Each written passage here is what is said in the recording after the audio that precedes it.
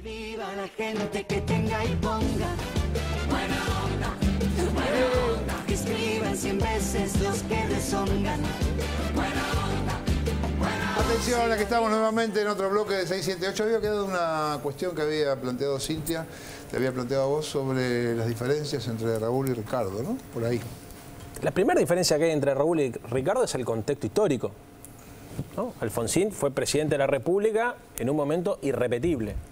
Y Ricardo Alfonsín le toca, digamos, intentar deconstruir una oposición lúcida, socialdemócrata y comprometida con la realidad en un contexto político complicado para el radicalismo. Entonces yo lo que digo es difícil exigirle a Ricardo Alfonsín que cumple el papel de Raúl Alfonsín. Y nosotros hacemos mal cuando se lo exigimos, porque inclusive los radicales también son a veces muy duros con Ricardo, porque dicen, bueno, tu padre esto, tu padre... Primero porque Raúl fue un ser extraordinario desde el punto de vista personal y desde el punto de vista del contexto. Y segundo porque Ricardo Alfonsín, a pesar de todo el esfuerzo que hace, no es el jefe de la Unión Cívica Radical, es el jefe de un sector del radicalismo. Pero hoy la Unión Cívica Radical acaba de elegir autoridades en su comité nacional y Ricardo Alfonsín no integra ni la mesa de conducción. O sea, hoy la Unión Cívica Radical eligió un comité nacional cuyo presidente es Ernesto Sanz. Entonces, Alfonsín Ricardo podría cumplir un papel más protagónico en la defensa de algunas banderas si fuese el presidente del Comité Nacional de la Unión Cívica Radical. Pero como diputado raso, exigirle a Ricardo Alfonsín que ocupe el espacio enorme que dejó vacante Raúl es por lo menos injusto. A ver, Dante. A Leandro quería preguntarle, porque digo, cuando hablaba de los saqueos hablaste de la crisis social. Y yo pensaba, digamos, porque de hecho todo el tiempo se intentó hacer una analogía entre lo que está sucediendo ahora y lo que sucedió en 1989 y 2001, que eran dos gobiernos radicales. Digamos, y donde había fuertemente, sí creo yo, una crisis social. Entonces digo, ¿cuál es la posición tuya desde los irrompibles, desde dentro del radicalismo, desde lo que yo considero que es un ala progresista a la cual vos pertenecés? Digamos, ¿cuál es, si hay algún tipo de mea culpa o qué tipo de mirada hay sobre esas dos situaciones, digamos?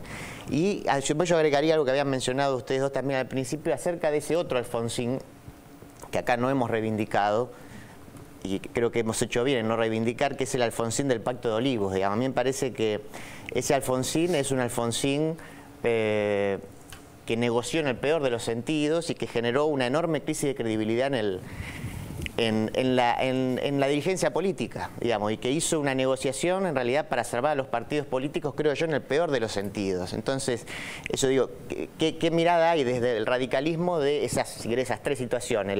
Los dos gobiernos que terminan con saqueos y terminan yéndose antes, y la situación esta de un pacto de olivos que genera, yo estoy de acuerdo con Gisela, mucho más que es un asunto de reelección, pero genera, creo yo, una negociación para que puedan subsistir los dos partidos en un ida y vuelta.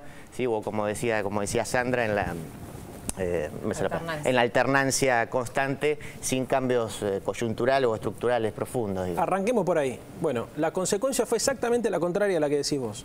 Después de 1995 se acabó el bipartidismo en la Argentina. Apareció el Frente Grande, el Frepaso, y el radicalismo perdió el 50 o el 60% de su caudal electoral tradicional. Perdimos nuestra base social.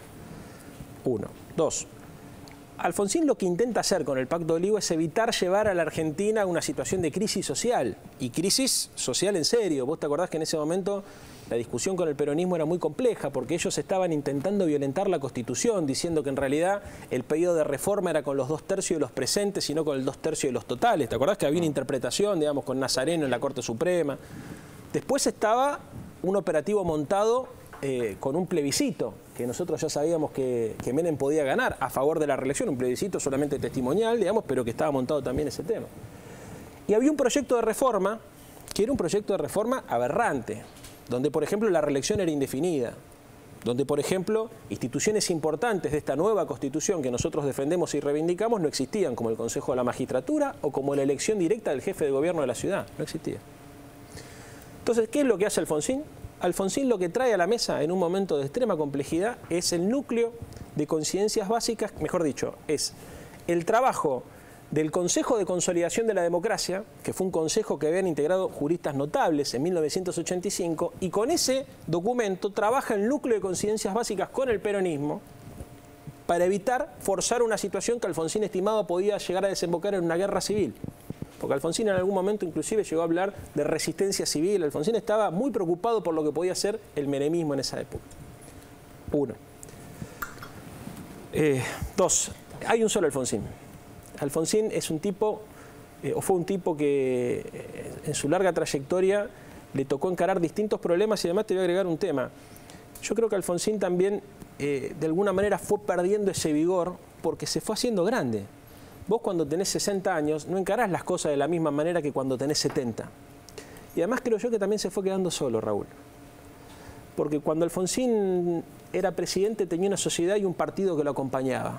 Viste que Alfonsín dice, la sociedad se ha derechizado. El radicalismo también se derechizó en esa época. Entonces Alfonsín le hablaba a los correligionarios y los correligionarios le decían que había que ganar elecciones. Yo te digo porque lo he charlado con él en más de una oportunidad. Se sentía solo Raúl. Raúl iba a hacer actos al final de su vida para 60, 70, 80 personas, después de haber hablado ante 1,5 millones en el Obelisco. Se quedaba solo.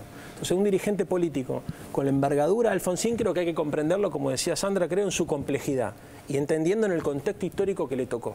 Alfonsín siempre creyó en el diálogo y Alfonsín siempre apostó por la consolidación del sistema de partidos. Hizo lo que pudo y yo creo que hoy lo ha hecho también al punto de que hoy en un programa como este lo estamos reivindicando, digamos, un programa que tiene una inscripción con el gobierno nacional que no es de nuestro partido.